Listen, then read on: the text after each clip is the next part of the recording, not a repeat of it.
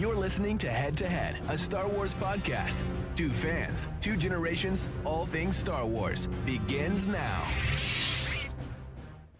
All right, well, for at least a little bit, it's going to be one fan, one generation, but still all things Star Wars because, unfortunately, as you guys may know, I don't know, but as we're going live with this thing, there's this major storm that's hit Michigan and a lot of the Midwest, and Daryl's still caught in it, so I'm going to go ahead and start the show. I barely got home. I mean, I'm shoveling all this wet snow, retching out my back. It's crazy. But you know what? You guys didn't come here for a weather report. You came here to talk some Star Wars. So Daryl assures me that he's almost there, so hopefully that means he's going to join us pretty soon. But still, obviously, we're going to chat live tonight, so send in your comments. We can have a normal discussion.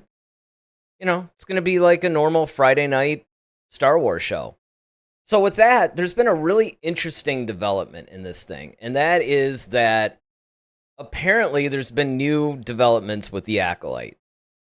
Now, of course, the Acolyte is one of the shows that is supposed to debut this year at some point. This is one of the few shows. And of course, look, there's all kinds of different reports of things that are coming out. We had the Mandalorian and Grogu movie now. We have Ahsoka Season 2, which apparently has just been greenlit. And these are all things, obviously, we're going to keep track of. We're going to keep you guys updated. Even though this isn't really a Star Wars news show per se, it's a discussion show. So obviously, anything that's relevant, we're going to discuss it here with you guys. But the Acolyte, it's funny. You don't really hear too much about the Acolyte. Every once in a while, you'll get a couple of nuggets of news, and then all of a sudden, it just goes completely quiet, right? And then other stuff will drop, and then it goes completely quiet again. But the latest thing is that there's going to be, now let me get this straight, because of course, we got this from CBR.com. I always like to disclose the sources of where this stuff is coming from. And basically, they're saying, let me get this, that there's going to be, you got Amanda Stenberg and Manny Jacinto, and basically they're going to be playing twins of a Sith origin.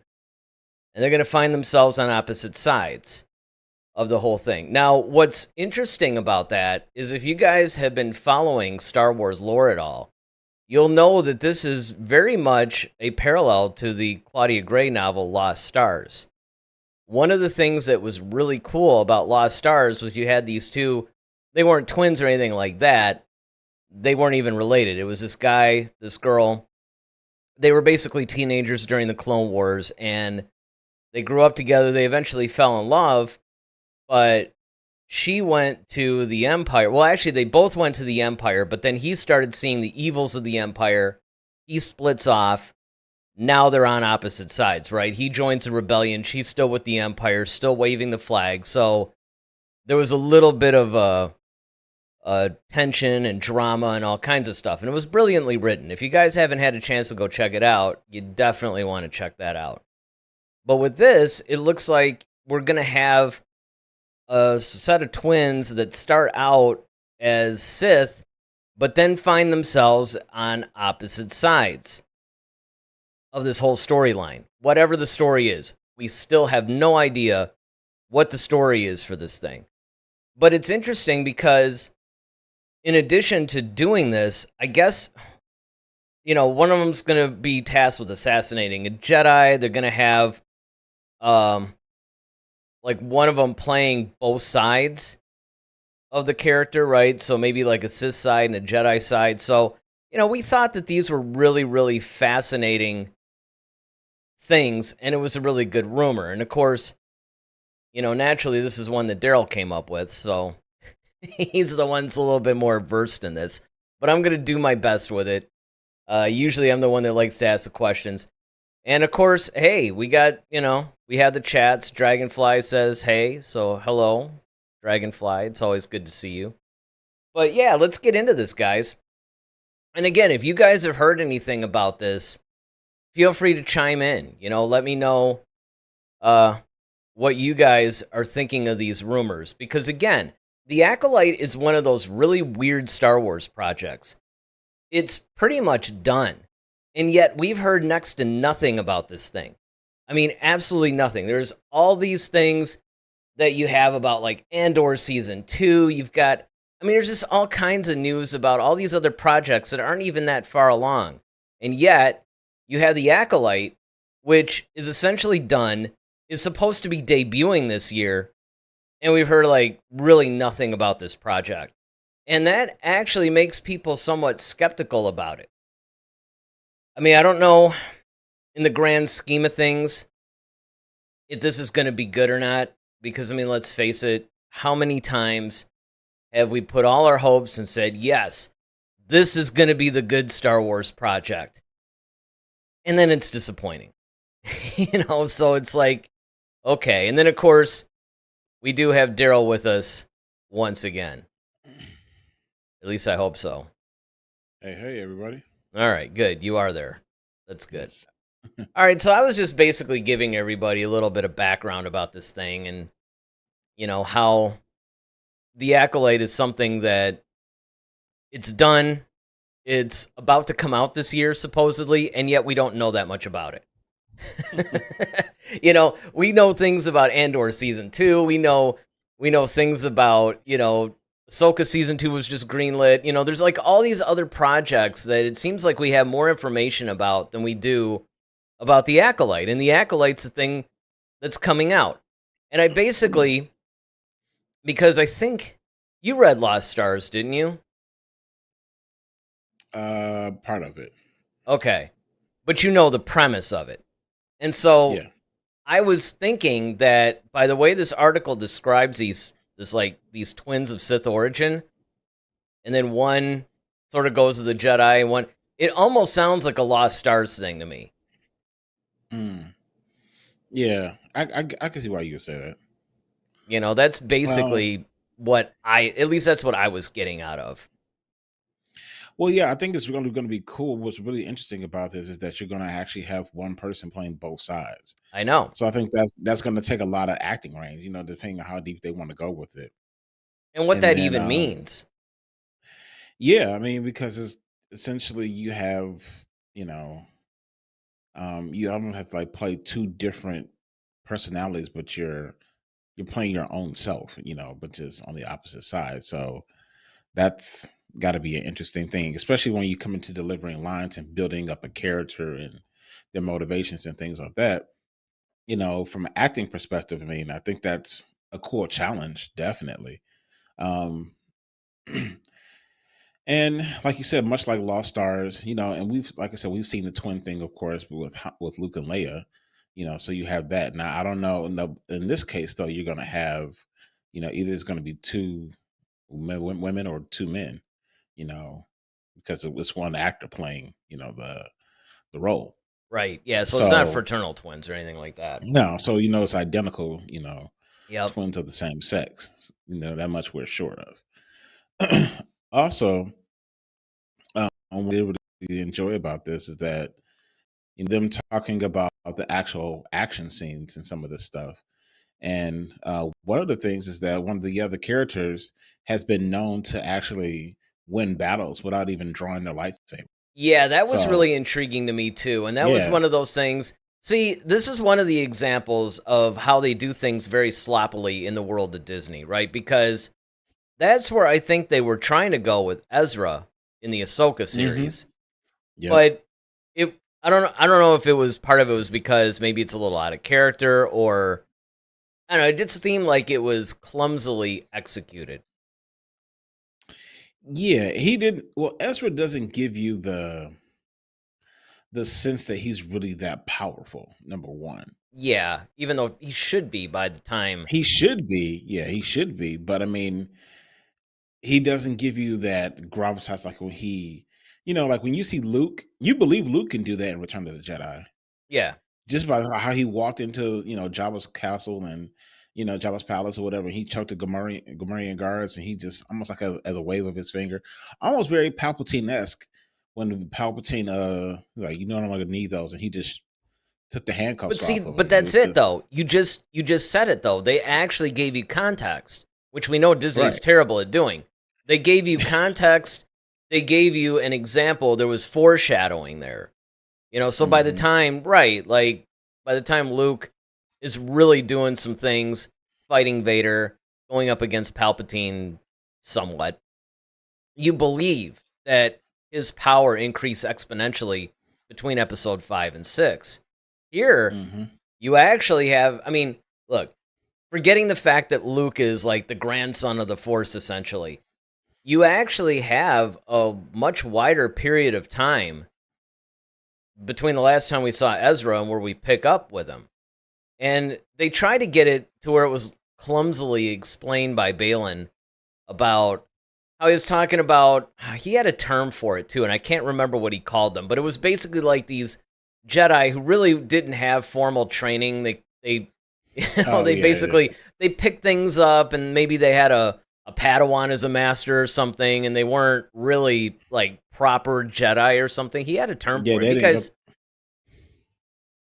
Yeah, he went through a whole like thing where, yeah, I know what you're talking about, where he's basically essentially saying like you weren't formally trained as a Jedi. You kind of just picked things up along the way and kind of just yeah, he had a did your name own for it thing. though. I mean, if anybody in the chats knows it, feel free to put it in, or if you're watching after the fact, put it in the comments. I know there was like a term for it, but yeah, I think that was how they were trying to explain Ezra's maybe lack of ability. But you're right. I mean, he didn't really give off the vibe that he was that powerful. So with the Acolyte, I hope if you have a person, and again, just to remind everybody, this is taking place at the tail end of.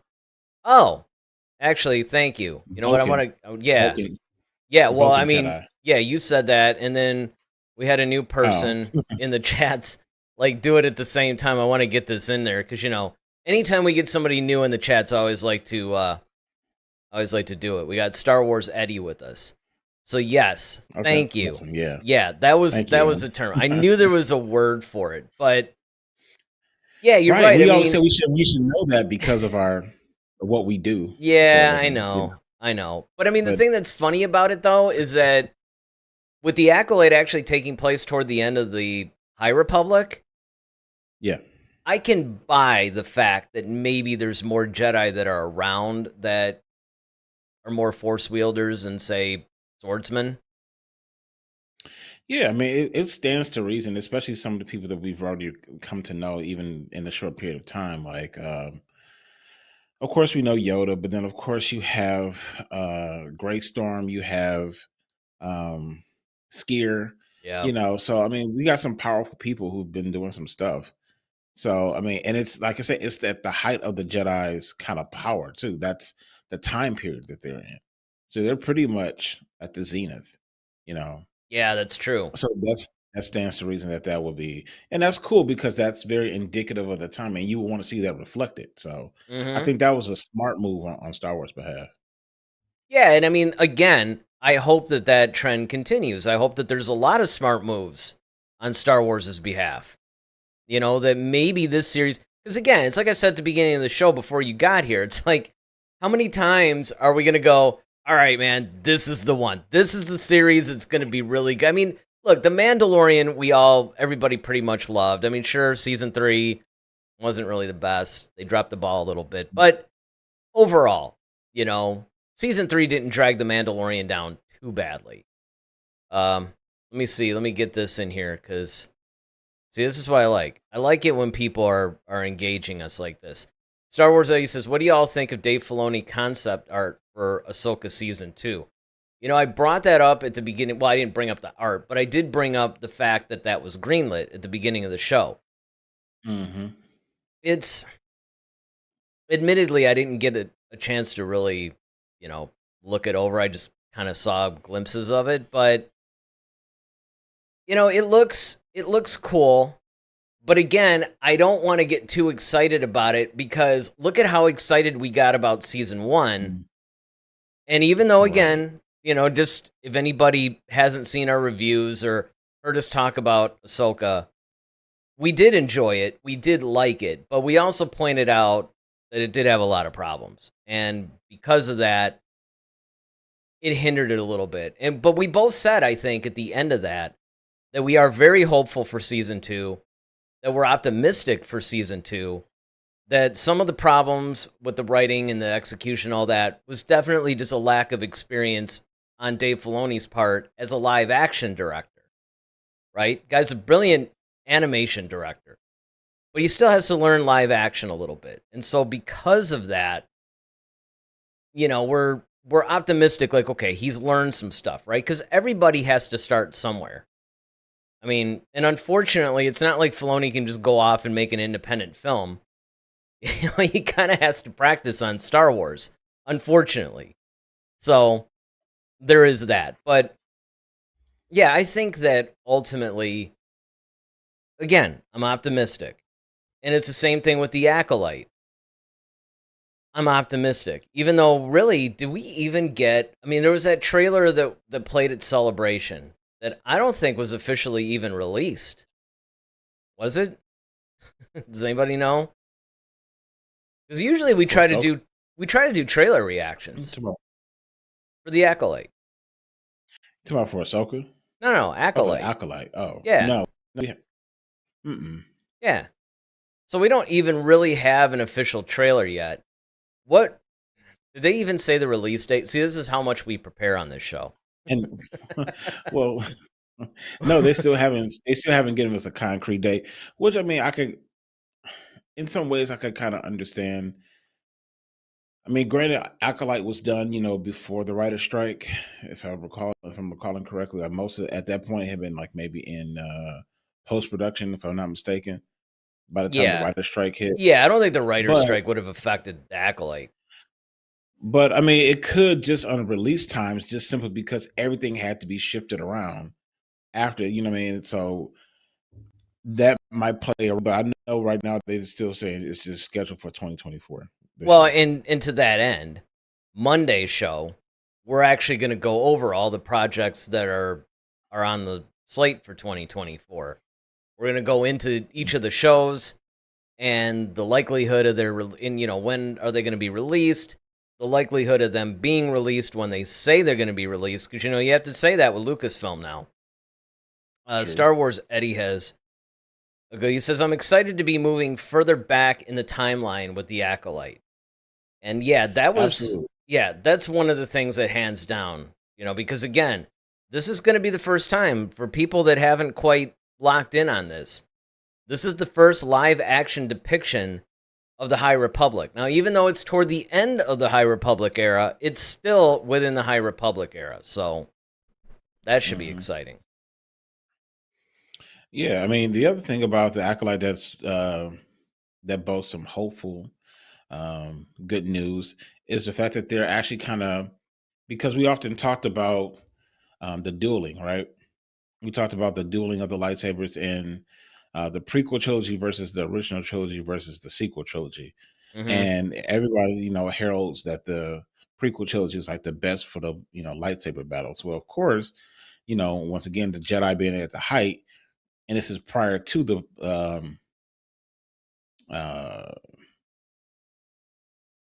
prequels. Thank you.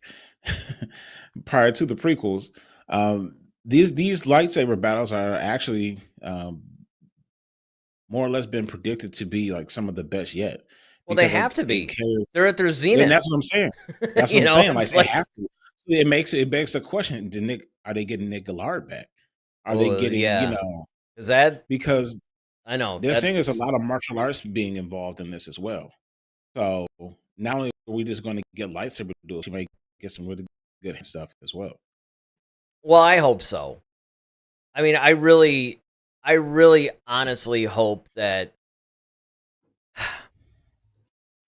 one of the disappointing things in the Star Wars Disney Plus shows that we have gotten is the lightsaber fights have been a little bit lackluster. And a lot of it is because they did not have Nick Gillard supervising them. Some of it, I mean, I get it where they are in the story. They're trying to merge the original trilogy back when George Lucas was all like, lightsabers are like heavy broadswords and, everything else. And then, of course, he changed his mind when he made the prequels, and that's why they're able to, like, flip them around and spin them and do all this crazy acrobatic stuff. But that said, they could still, I think, coordinate better duels, even if you are trying to bridge the two series. But see, here, you're going even further back. And because you're going further Mhm. back, now you can open Yeah. it up to new combat style. Because, I mean, you've read a couple of the comics and everything. I don't know if you read any of the actual High Republic novels, though. No, not the novels. No. But you did read a few of the comics. Yeah, Yeah. definitely. So, even in that, I mean, you could get the sense if you really delve into the whole High Republic era, both in the novels and the comics, they got a lot Hmm. going on. I mean, there's a lot Well, going on. yeah, I mean, the very first comic, and then it's probably like the first or second page is dealing with Skier. He has a student in like this, and he's hiding and he's using the Force to kind of mask himself, and then Yeah. he leaps out at him, and so I mean, excuse me. So yeah, and the High Republic is already prime ground for new adventures, new characters, and even better, even new battles. And I think this is prime real estate once again, the, where Star Wars has created another section or of itself where now you could actually really open it up and really be creative. And of course, we're getting away from the whole Skywalker saga. So I think that's very important. And I think that the lightsaber duels should reflect it. Um, I don't need to see a bunch of different, I mean, some different hilts might be cool, just like some Yeah. little minuscule design, but I don't need to see anything like, I like if mean, you like want to keep that it, have a, that really cool umbrella thing from Visions. oh my God, yeah. Like, or like the Dude, that one I was seen where they've awesome. done like, did a nunchuck type thing. I was like, okay, come on now. Like, let's not do that. Now, if you want, even with the Kylo thing, like where it looks like a broadsword, like okay, I could kind of get that, but honestly, I'd rather see it just in its traditional form. If you want to do a double bladed thing, cool. Um, I liked what they did with Ahsoka, where there's like one is more like a dagger, and the other one's traditional lightsaber as far as Oh yeah. length. Yeah, yeah, yeah. I like That's that. cool. That's Well, kind of that's actually there was a novel called I Jedi where they actually first played with that yeah, concept where it was like yeah. it started out normal and then he hit another button or something like that and then it extended like way out. But Hmm. Dragonfly agrees with that. He says I like the old Republic and High Republic eras. And yeah, a lot of that is stuff that they really need to explore because you essentially have this untapped yet super exciting. Like you said, I mean, there's so many stories that you could get from this. I mean, just read the novels and read the comics, and you'll see it's incredible. You know, the Nile are a really cool enemy that they have going. And it's interesting that they decided to set this at the end of the High Republic. And I mean, I want to get your Hmm. thoughts.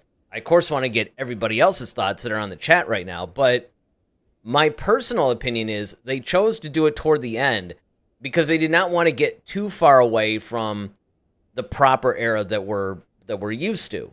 And so by only going back, you know, a little ways before the Phantom Menace, there's still enough of a connective thread that the universe will still look somewhat familiar to us.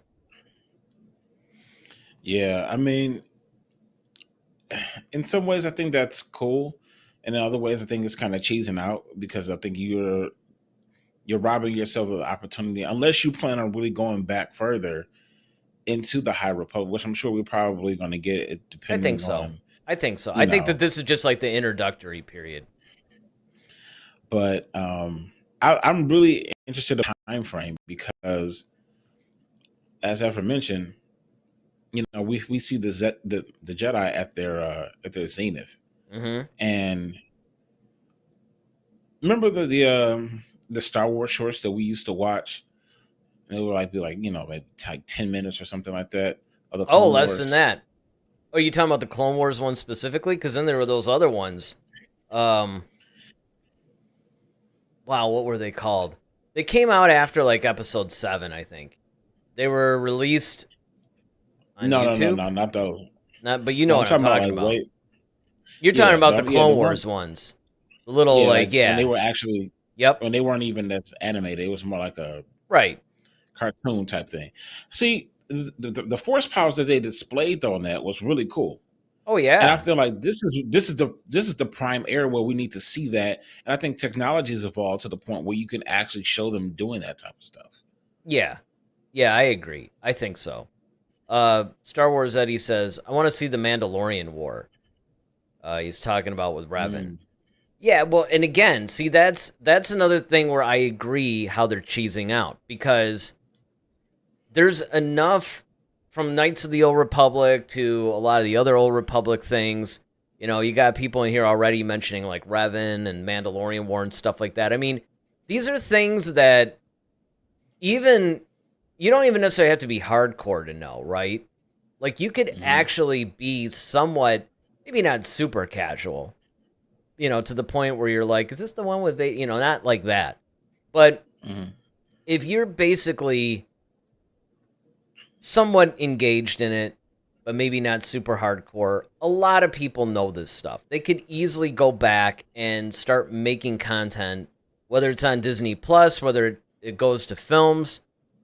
They could easily do stuff like this that exploits more of these earlier eras. Now, of course, anybody can argue that, well, wait a minute, they're doing that though with this Dawn of the Jedi movie or whatever it's supposed to be called, um, Mhm.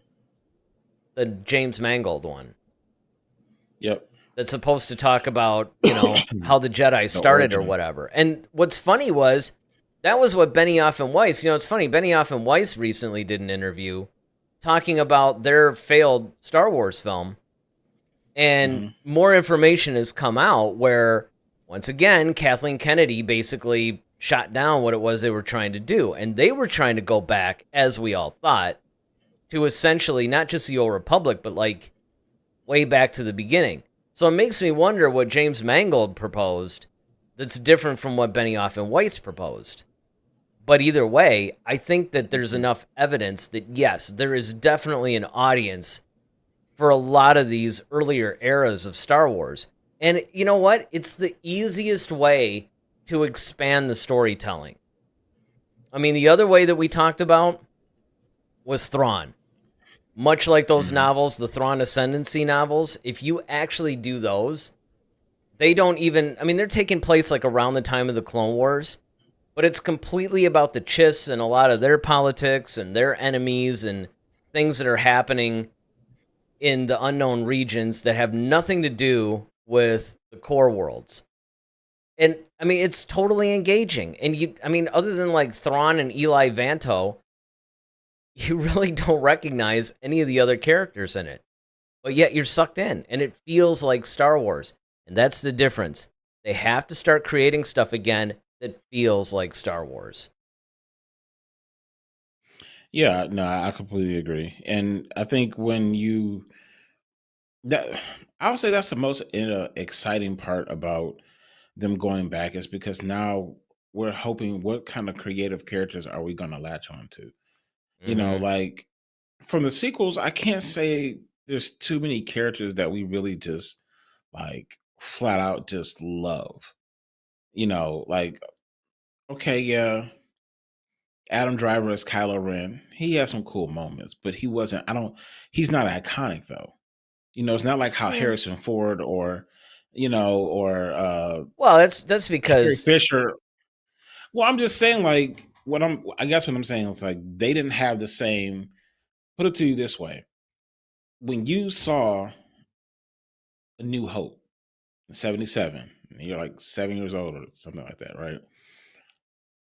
You instantly deemed Han Solo like your favorite guy. Like, hey, this is my guy right here. I love Han. And it's like I don't think anyone felt that way when it came to the sequel trilogy. I don't know, I kind of did about Kylo.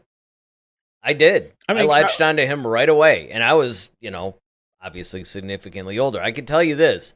If I were a kid watching that, I totally would have latched onto him. But, your point still stands. I mean, first of all, when you're looking at the sequel trilogy, you got to remember that the iconic characters were still a big part of the story, right? It wasn't like, you well, know, yeah, but I'm saying true, but what I'm saying is like there was nothing about the new. So okay, for the example, heroes, I would agree. Like Ray, well, I Finn, mean, well, it like Poe. Eh. They're standard. Well, I would just say like this. Okay, when I was a kid, when I first, popped in my VHS of Star Wars: A New Hope, right? Like, okay, I'm instantly, or even at the trilogy, I'll just even go through the whole trilogy. Characters that like I was already glued to was Yoda, Vader, of course, Palpatine, Yep. Luke.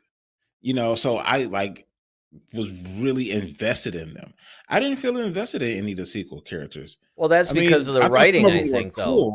I think it's Some of more them were the cool, and that's story. what I'm saying. Yeah. And that's what I'm saying. Like the story, the portrayal, the direction of the characters. That's what I mean. Like I think Kylo was the more out of all of them. He was he stood out above all the rest. Um, I think uh, what's his name? Um, Well, of the course guy you who mean. was Of course you mean Babu Frick. no, of course not. Um, ah, Which one? why am I drawing a blank? Not Hux. Um, Not General yes, Pride. Hux. Oh, Hux. Okay. Hux. Yeah, Hux was cool because he was actually like it was. They were funny because just watching he and Kylo kind of had this power struggle. So it was Yeah, more I kind wish of there like had been more of that, honestly. it was more. I was more amused by that. Yeah, But 100%. but yeah, like no one really like. I didn't care really about Ray like that. I really didn't care about Finn or Poe. Like I really wasn't that invested into those characters. Kylo, yes. And then even Snoke was kind of like, all right, he's kind of cool. He's mysterious, but there's nothing really that's making me like, man, I really want to see more Snoke. When I saw Vader, the very first time he walks out and he's like, I'm like, okay, who the heck is this guy? The next scene I see him, he's got some poor, rebel hanging by, Exactly. he's like by his throat. I mean, I'm like, his feet are dangling. And then you hear his voice, the mechanicals, the breathing. It was just like so many different layers to Vader that made him so iconic. And then it just kept growing because by the time we get to Empire, of course, now we get even more iconic lines of, I am your father. But in A New Hope, you still had I find your lack of faith disturbing.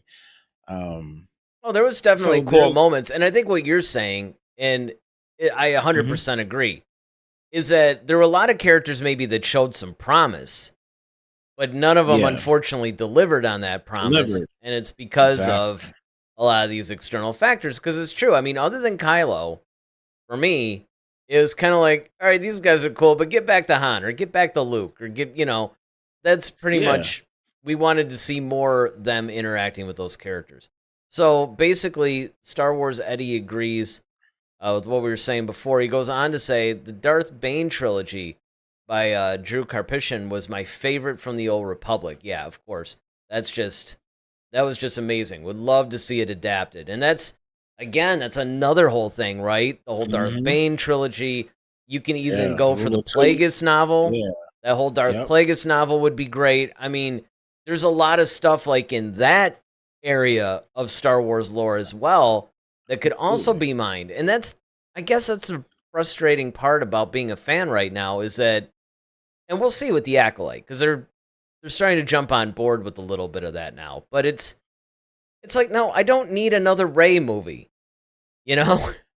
I mean, Which can David, we which one of our loyal viewers, David, he actually told me yesterday there was some interview and I gotta find it, but apparently like the person who's supposed to be doing the new Ray movie or has a big part to do with it, she's this activist and she basically says she puts her activism in her films and it's going to be in the Star Wars thing. And she said something about, oh, she loves ticking off the men. well, as I Like said, she like, don't you obviously don't remember. I went on this whole tirade on a show or two ago when we were dealing with that top. It's hilarious that it's like your mind is blank because the yeah, line today, was, yeah, the I mean, literally our whole show was about this and about how I was upset by the fact that it was all about, I want to make men uncomfortable. That was like the whole thing. mhm, So much yeah, so that even beyond the show, I ended up going on a lot of these forums, official chats, official Twitter things, and just responding, because the good news is a lot of fans are up in arms about this. But I'm like, you know what? Why don't we just tell a good story that's timeless and not worry about dating a film series with social agendas and shoehorning things in? How about we do that? How about we just start with, let's just, like, I don't mind allegories, right? Because Lucas did that. You know, the whole Ewok Stormtrooper Empire battle or whatever was sort of an allegory for the Vietnam War, how it was basically a more primitive fighting force versus a more technological one. And so he created a somewhat of an allegory there. Obviously, the Empire is allegorical to the Nazis. I mean, there are things, but again, he's doing it in a very timeless way, right? I mean, it's not like fascism started with the Nazis. He adopted a little bit of that look, though. You know, they certainly didn't look like, say, Roman soldiers. But the point is that he framed all these things in a very timeless way. And really, for Star Wars to get back on track, that's what they have to do. They have to just stop. You know, it's not even, I mean, even though obviously like the messaging is ridiculous as well. But let's just say that they were trying to put in messages that weren't necessarily bad. They were just very much speaking to today's society. I would still say don't do that, because you're going to run the risk then of dating that particular section of the franchise. Because what plays out now and what's relevant now might not be relevant 30 or 40 years from now.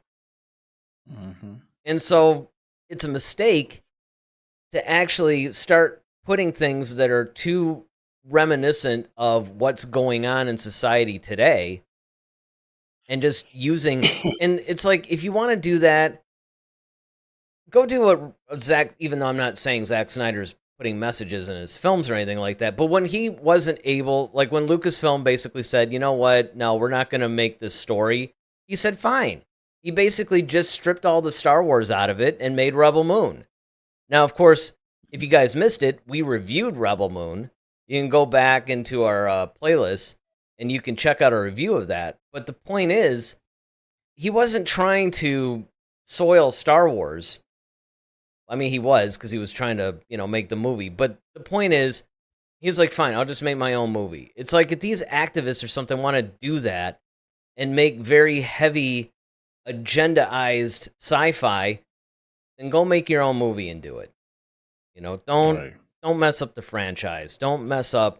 It's almost like when they try to do that, with different characters, right? It's like, why don't you just create a new character that reflects whatever ideology you're trying to preach, instead of trying to shoehorn, a classic character and flip the script.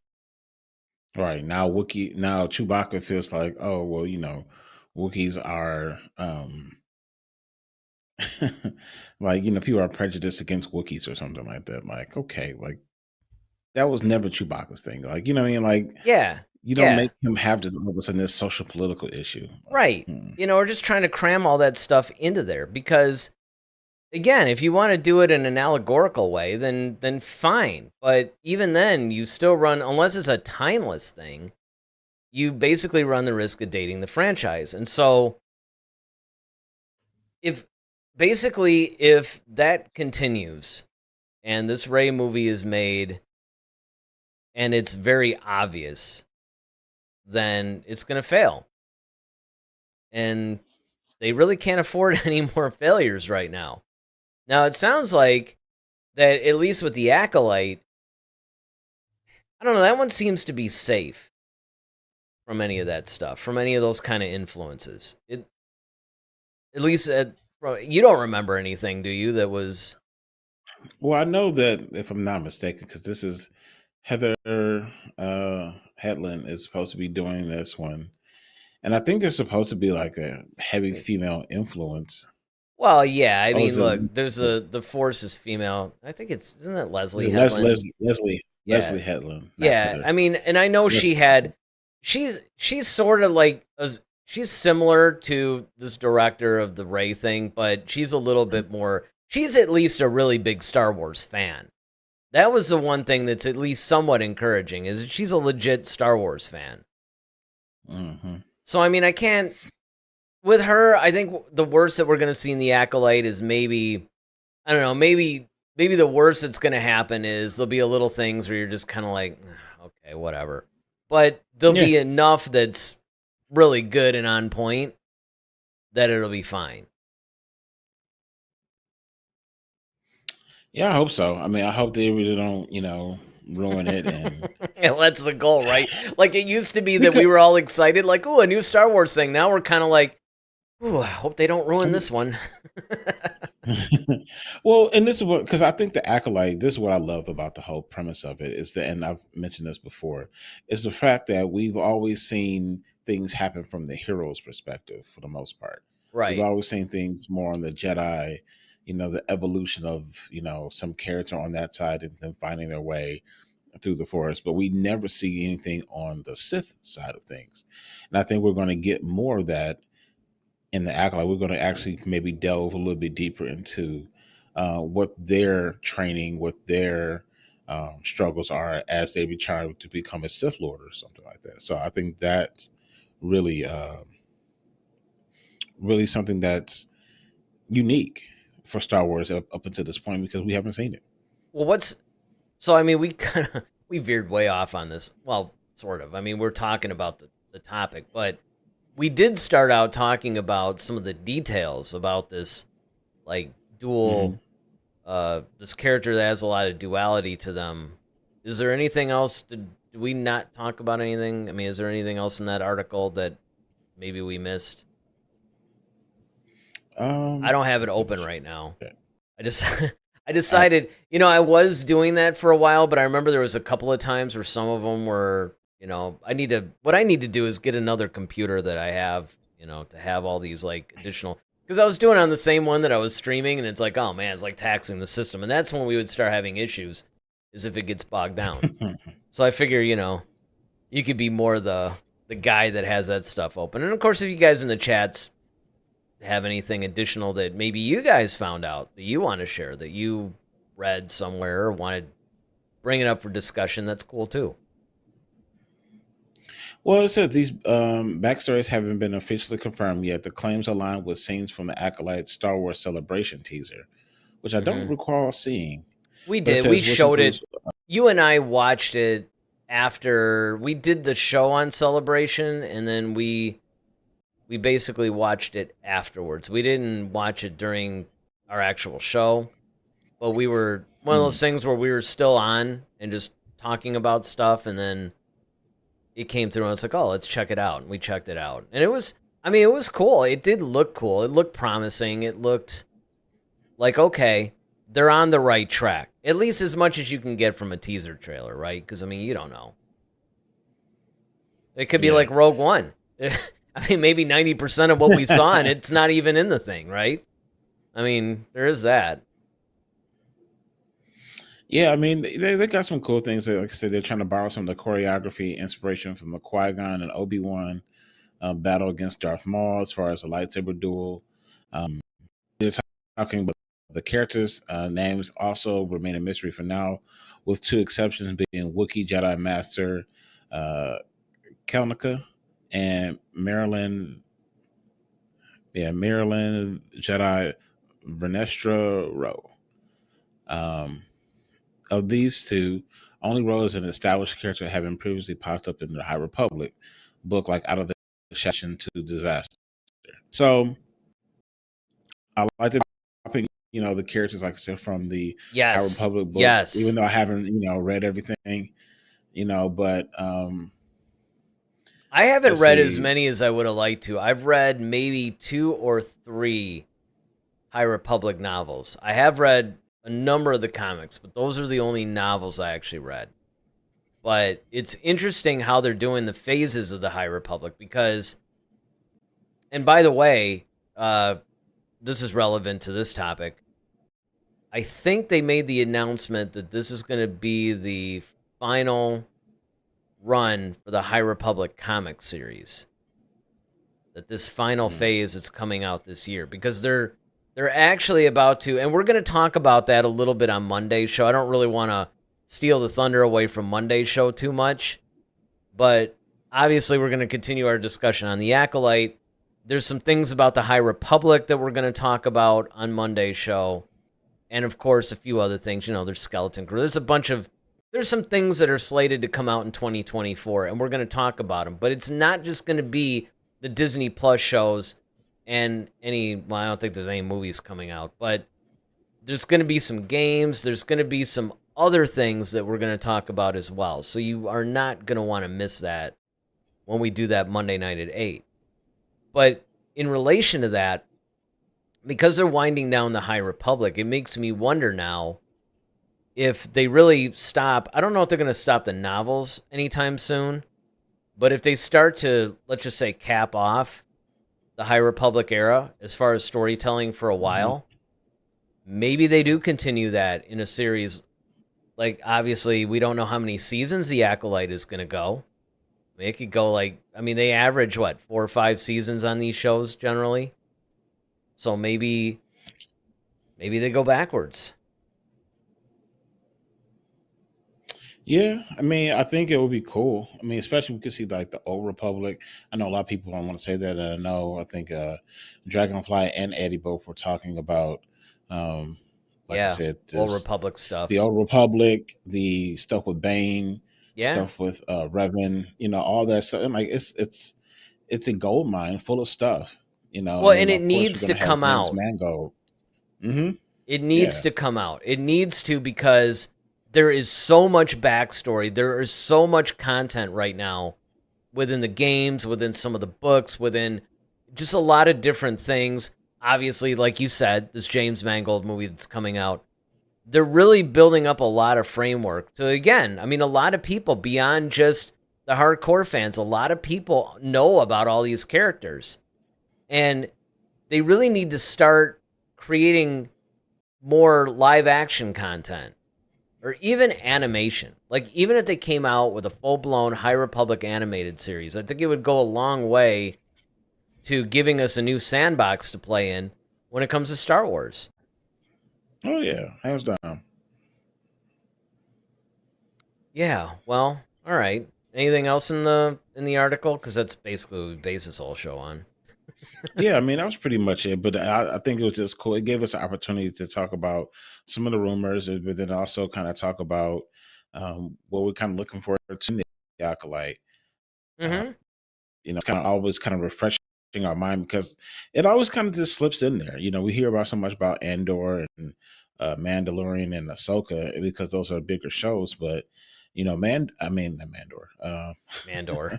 The Acolyte is one of the it's one of those shows that I think, to me, has a lot of potential. And I know we say this a lot all the time. Yeah, I was gonna say, we say this about every show that comes up, but it's true though. I know, but this one is really kind of, well, this one introduces another era. That's the exciting part. Another era, another side of the story. That's what I'm so happy to see, is there's a whole nother side to this that we get to explore that we haven't before. And to me, I think that's how you keep things fresh in Star Wars without doing too much. And I think when you're trying to bring back all these other characters, you're trying to tie in things, you sometimes end up doing too much. But in this situation, it's brand new, so you can completely make it what you want it to be without the pressure of trying to tie in, like, oh, someone's okay. You don't have to worry about that. Exactly. Well, in addition to that, let it be. You basically, like, towards the beginning of what you were saying, you said exactly what I said at the beginning of the show, is that the Acolyte just seems to pop up every once in a while. You'll sort of almost forget it's even in production. And then something like this will just come out, and then all of a sudden, like, everybody's talking about the Acolyte, and then it just goes, like, right back underground again, and then everybody forgets about it again. Like I said, we don't really have a whole lot of official information. We don't even have a teaser trailer yet, anything beyond what was shown at Celebration, but it wasn't shown to the public. So there's a lot of mystery surrounding this particular project. I mean, you could say the same thing about stuff like Skeleton Crew too, but the thing is, this is more, like you said, a meatier part of the story, of the actual, like, franchise-wide storyline, right? I mean, this is the stuff that really matters. This isn't just some offshoot. And usually what they're doing is that they're trying to fill in the gaps between certain episodes, or, between, like, okay, this is a pre this or a post that or whatever, right? This is the first time that, no. Well, I mean, I shouldn't say the first time, because there are some things that, like when they did the sequel trilogy, they went 30 years in the future. But this is sort of like the same kind of deal, only backwards. And so they, like you said, they have a really strong opportunity to reignite this franchise and pretty much bring some of the excitement back, and hopefully good storytelling and good character development and direction and all kinds of stuff.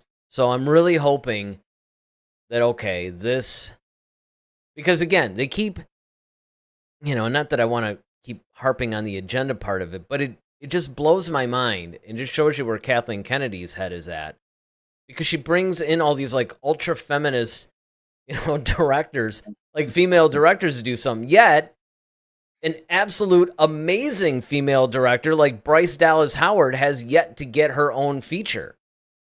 It's like she's the one that needs to actually start making, okay, you want to bring in female directors, bring her in.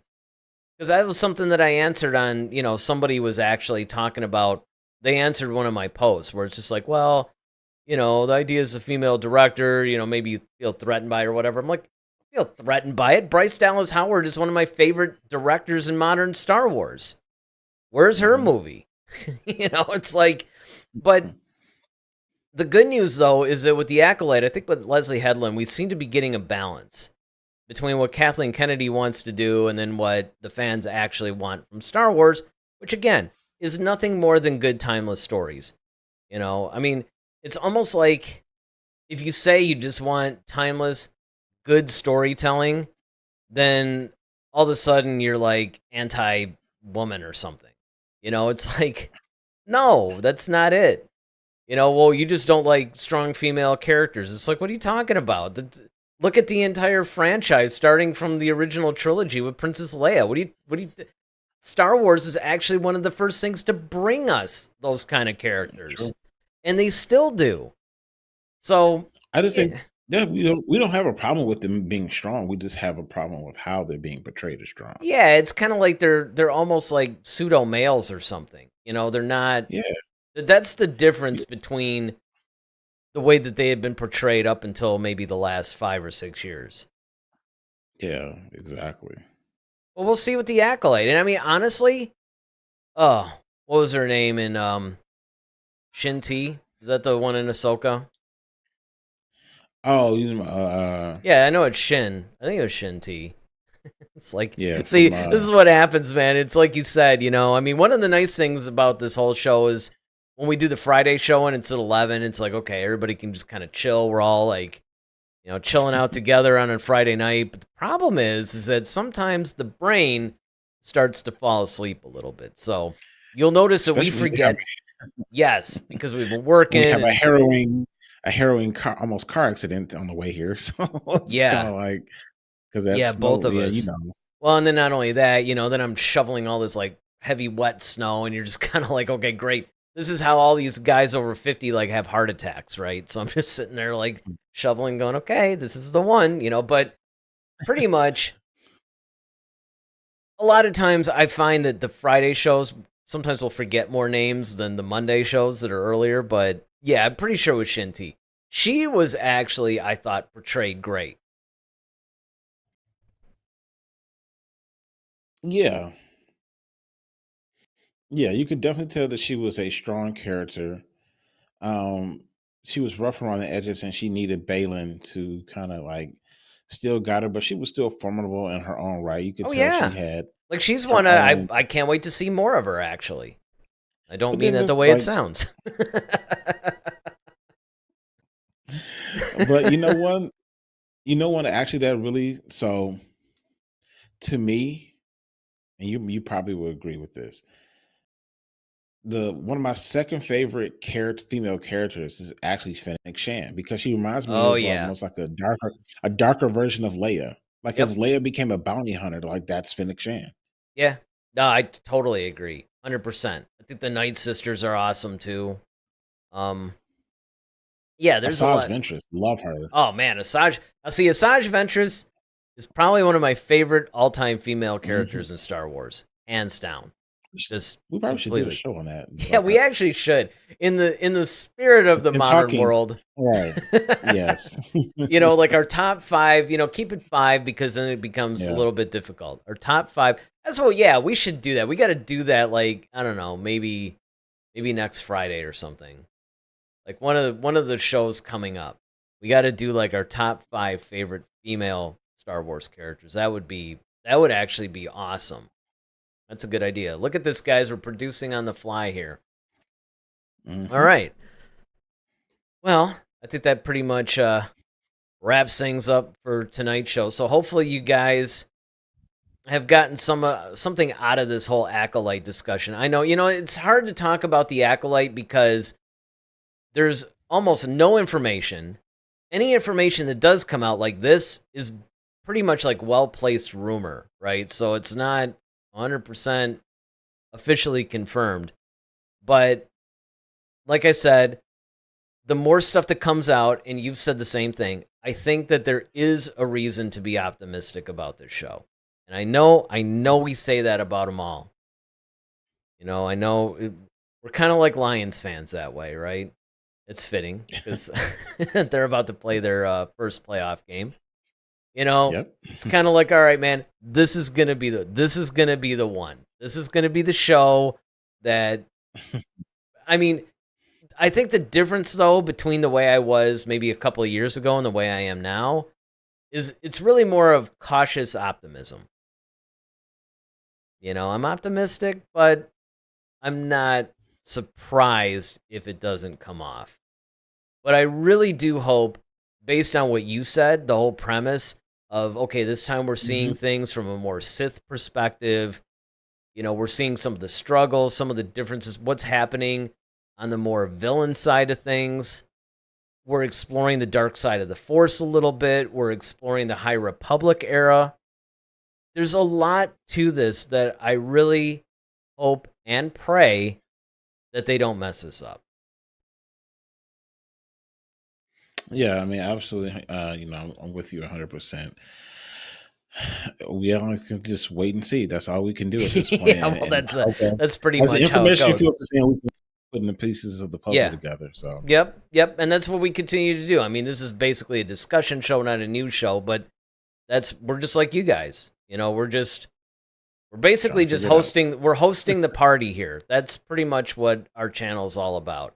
You guys come, we're a big community. We like to hang out on Friday nights, Monday nights, talk some Star Wars, no different than you would with any of your friends, except it's a non-toxic, cool environment, and it's a little community that we're trying to, of course, build. So if you guys wouldn't mind hitting that like and subscribe button, that's great because that helps us build the community. But it's basically just about hanging out and talking Star Wars. And pretty much that's how it works, right? I mean, you're Hmm. just waiting and seeing and just taking it as it comes. So we're going to talk again a little bit more about the Acolyte on Monday's show at 8 o'clock, along with all the other stuff that is slated to be released in 2024. So you're not going to want to miss that. And yeah, we'll end up doing that top 5 favorite female Star Wars character in honor of Kathleen Kennedy coming up relatively soon. All right. So with that, hopefully you guys enjoyed the show. I'm Eric Vansel.